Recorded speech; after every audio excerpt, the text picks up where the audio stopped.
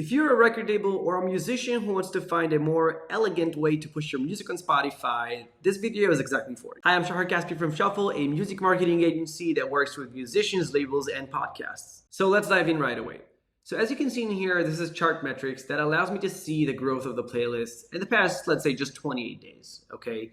As you can see, we have 41,000 followers on the playlist itself. And this is such a great playlist. It's called Afrobeat. They have all sorts of kind of music inside, but what I love the most about it, that it's focusing on a specific genre, which is always a good start for me as a marketer. If you have something more specific to market, the targeting is easier and the creative is easier, and that's how we can generate better and quality followers for the playlist. So let's see, how do we actually set up the campaign itself from Meta to Spotify. So the best way to get followers to your Spotify playlist is by driving traffic from social media into your playlist on Spotify. Now the campaign is running from Meta, focusing on Facebook and Instagram, driving the traffic to Spotify. That's the whole concept, conversions campaigns. As you can see, I've been asking from this client to send me a lot of different videos so that I'll be able to test which one of them has the best performances. I always try to test as many variants as I can, testing the placements, the audiences, and most importantly, testing the creative content that the client has sent me.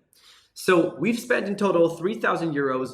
We've generated 40,000 followers on the playlist itself. And as you can see, the average cost per results, which in our case, a result is a follower in our playlist, is 0.07 cents euros in here. Now, as you can see, there is one specific ad that got our attention from the beginning of the campaign, and it spent 1,600 euros. The average cost per result was 0.06 cents, and it generated 27,000 conversions. Now, it doesn't necessarily mean that every result turned into a follower, but it definitely somebody who reached into this ad, saw this ad on social media, clicked on the listen now button that sends them directly to the link, which is a landing page on Hyped It. That's a landing page. That's the art cover of the playlist itself. And then when a user gets to this page, they can click on the play button and they get directly to the playlist itself. Now, the most important thing for me as a marketer is to test everything. That's what we said before. Testing is key for understanding, both for the clients and for myself, how we can generate the best results. So we've tested two main audiences in here. The first audience is based on Afrobeat, Afro music targeting, and the other one are artists from this exact genre. Under each and every one of these ad sets, we have 9 different ads, and together we have 18 ads in total, which we've duplicated from one ad set to another. Now, the main goal in here is to realize two things. First of all, we want to see which ad is most eye-catching. So I want to see what's the clicks rate, the link click rate, just on the post itself. What's the CTR? And most importantly, I want to see what's the video engagement. I want to see how many people actually watch the ad itself. It's interesting for me to understand as the marketer. And then I can go back to the client and share some information and interesting knowledge about how can we scale up what we're doing right now with more accurate videos that are working better. So all that information kind of gives me better understanding about which ad have the best performances.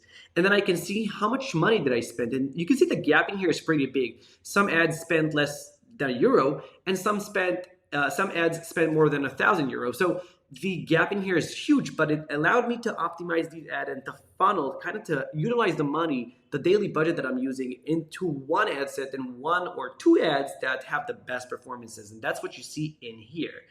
After 2 and ad number 6, that's how we called them just for this campaign, that both are generating great numbers with a really low cost per result. I guess that in a few days we'll be optimizing and we'll bring that back the budget from this ad to the first ad that generated most streams. So the biggest thing with these playlists that you promote is that you have an asset that allows you to pretty much help whoever you want to and to generate more streams coming not directly from your track, but from your playlist to the track that have a lot of impact when it comes to bringing multiple social streams and to try to impact the Spotify algorithm as well. If you want to hire a music marketing professional from our team, you can go to the link in the description, choose your package, and to get started. And most importantly, if you have any questions, feel free to comment on the video and I'll respond to you right away.